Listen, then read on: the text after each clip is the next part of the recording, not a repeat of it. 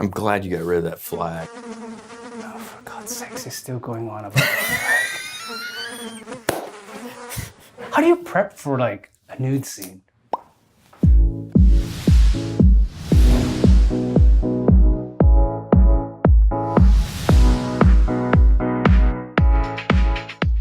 Let me tell you something about Mom. Mom was dead long before she got cancer because of the way you lived your miserable fucking life. Now the difference, Kai-Shin, between the monk and I is I'm not ready to die. Everything was so loud, and then it was just silent. And I had to submit to the silence or else I was gonna lose my fucking mind, Meg. You dressed for the wrong party, Chief. Leave. Now. Let's get the ball rolling. Where do people know you from? I had a limited series on Showtime called Submission. Tonight is all about role play. Not a word out of your mouth, no matter how good any of this feels, understand? Pain can be fun sometimes. That was a big thing that came out this past year. I played a man who was married to one of the main characters, and he was a very eclectic, I guess. He wore a lot of ascots. I was not really flamboyant, but it was very cultured. It was one of my favorite roles because they were just like kind of create what you wanted to, and I brought these different ideas and okay. But the whole thing was you like got Liberace'd out. It was somewhat, but without being overly feminine or like turn it into the whole stereotype or anything. So we kind of left it up to he could be both. You're also in an HBO show, is that correct? It's a film noir-ish type thing. Okay. I play a detective. Brent, I think I read on your social media that you did some nude scene for a project. Oh yeah, I posted that everywhere. I wanted people to know. What's it like stripping out for the cameras, and what was the project for?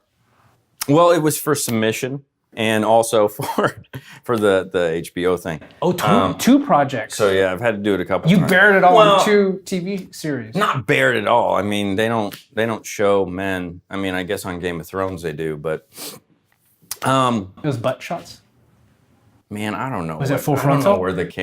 I don't know where the camera was. We got a lot of female viewers. They want to know. Well, I'm not saying they didn't shoot it. It didn't get it in the final edit. So oh, really? I told them you got to pay extra for that because like that's prime real estate. Like, how do you prep for like a nude scene? Man, like, you know. Do you manscape? I don't know. I've never been in that position. I don't.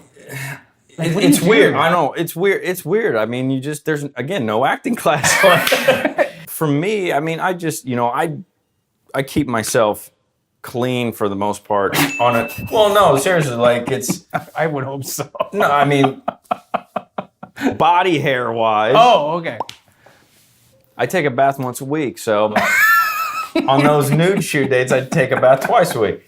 No, it's I think for me, it's been more of a mental challenge. It's But did you Gillette or did you electric razor?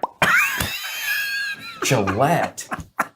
I just gotta ask these questions. I'm known for asking probing questions. This is my hardcore journalism. Wow. Training so no, I didn't Gillette. I don't think I've ever Gilletted my body. Doesn't that freak you out? Like, is there shrinkage? That's in the DVD commentary. I don't even know because your brain. But what happens? Like, okay, time, and then there goes the towel. Let's go for it. You just, or is it? It's like anything else. You got to focus. You got to focus on your partner. You got to focus on the connection, the intimate connection, and just and making it. People sit there, as audience, and they sit there and they watch a sex scene, especially guys, and they're like, "Oh, I'd love to do that. That totally, I'd be all over and stuff." It's very uncomfortable. It's not sexy at all. Like every love scene that I've had, we end up laughing through the whole thing. Like it's so ridiculous and cheesy. Like you end up giggling the whole time because then the director's over there. Okay, now grab his ass. Now do that, and you're just sitting there going, "What am I doing?" But so there was no Mickey Rourke action going on? No. It's just like any other challenge. Once you get done with it, you've grown from it. Not in that way. Brent, you're also a filmmaker. You wear multiple hats, writer, producer, director. Yeah. What projects resonate with you the most? I'm looking for something that moves me, that means something. My biggest thing is like, do I care? Like, would I want to watch this? Do I care about this story? And I'm a big advocate of, changing the world with art to, influence and to educate people through entertainment, through filmmaking. I worked on this movie I directed called Dive, which was fictional, but it still spoke to an important topic, and it was about a homosexual boxer in the 70s, which you played a part in, which was great. I was a reporter on that. You were a reporter in that, yeah. It was a hard role for me to get into. And I had a role behind the scenes, help producing it. Absolutely. You helped produce that as well. Dive was interesting because it was we got a lot of these boxing films. We got Rocky. We got, all these fighting films. And Rocky, was a game changer in a sense. But the storyline of Dive was controversial. But the twist of it was yes. Now, and it was, we started working on this before the gay rights with marriage, equal marriage, and all that happened. Because it's set in the 70s. It's set in the set, and that's that whole thing. We looked at it was like, what would up the stakes? Well, if we did it right now, people would be like, oh, there's a gay boxer, which is but no big deal. But in the 70s, that was a death sentence. Now you owe me, and you will take that dive, because if you don't, those will hit the evening news quicker than your fucking left jab.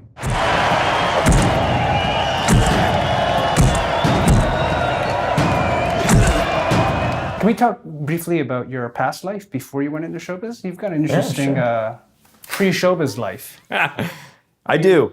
You were in the...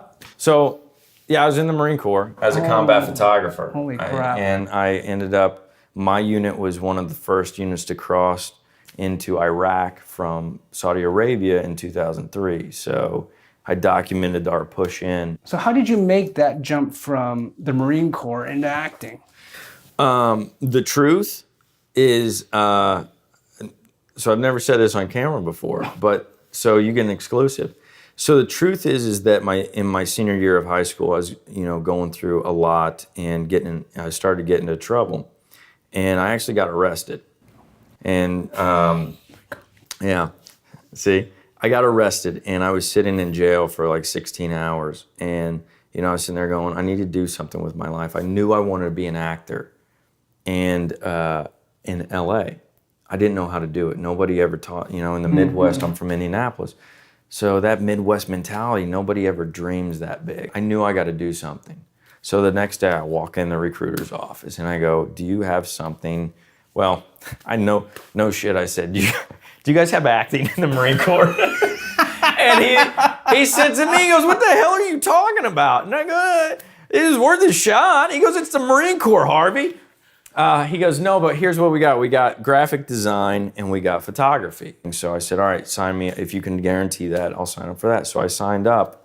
And I became a combat photographer. One of the guys I connected with was a big movie, like he was like Spielberg. Really? He was making movies when he was a kid, and he started teaching me film theory and everything. In the Marines? In the Marines. Wow. And he started teaching me editing, and we'd sit down and watch movies, and we'd analyze them. He'd start breaking them down for me, and we started shooting skits together and everything. And so it all snowballed. All kind of snowballed and led up to puzzles fall into place. It does. So that's how I ended up in the Marine Corps, was really to get away, but it put me on this path. So let's just wrap up before we dive into the Q&A. You've gone from jail to the Marines to acting to filmmaking and to posing nude. My parents are proud. You're a role model. Let's just say my parents are going, yeah, he's exactly where we thought he'd be. I'm taking the mickey out of you. Okay, rapid fire Q&A. Are you ready? Okay. Finish the sentence. I'm in show business because... I want to be famous. Worst acting experience thus far has been? An audition where I had to hang upside down on an inverted board and read the lines. I almost passed out. If I could have another actor's career, who would he be? Mark Ruffalo. Really? Yeah, Good choice. I good love choice. he's indie, and I love he gets so many amazing roles that yeah. Who's more hormonally aggressive, man or woman? Hormonally aggressive? I'm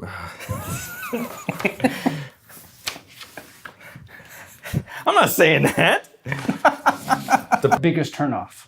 Biggest turnoff?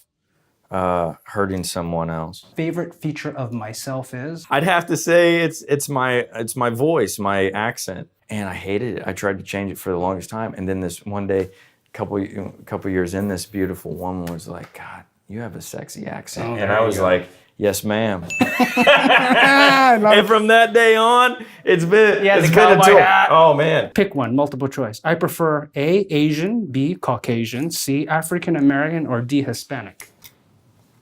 It'd probably be Hispanic. I mean, again, Food. all of the above. Oh, food.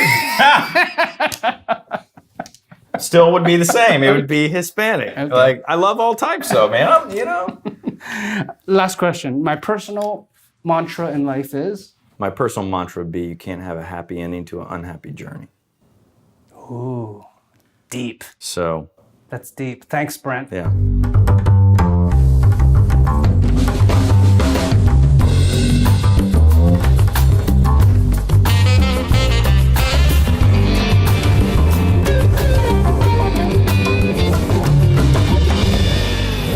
Life is full of odors. Your clothes are not. Siemens presents Sensofresh. Fast and effective odor removal thanks to active oxygen without washing. Powered by iSensoric. Siemens, the future moving in.